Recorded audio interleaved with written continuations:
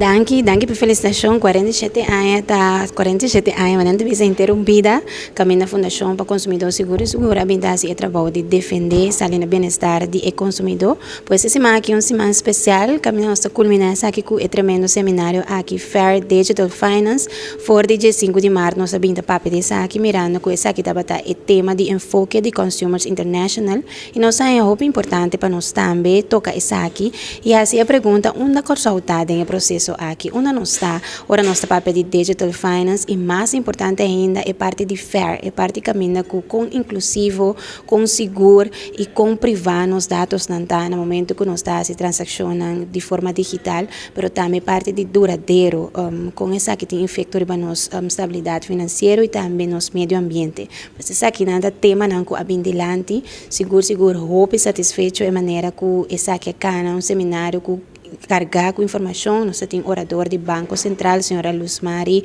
Cilie Eleonora, e também homem empresário com ideia inovativa para o que trata pago, caminha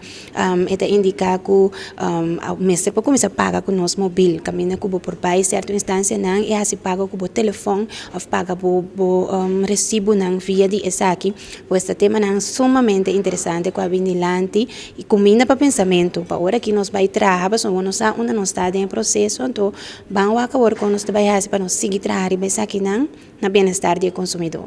Segundo a visão de Consumers International, tá junto nós temos acesso aqui e não está querendo parte caminho de ser hala cerca stakeholders de maneira isso não tem instância de controle, no caso aqui Banco Central, instância que está oferecer produto financeiro e serviço financeiro, no caso aqui instância não bancário, companhia não de seguro, bureau de telecomunicações, aqui não está algum de companhia não que está presente a colecta que também mostra o interesse em parte de como nós podemos fazer o serviço mais melhor para o consumidor, para o cliente, onde esse uso mais tanto de parte digital. Então, este público aqui nós estamos tendo, caminhando junto com nós, como Fundação para o Consumidor, assim está junto e agora aqui, me tenho seguro que não tudo vai back de ensino e pensa, brainstorm com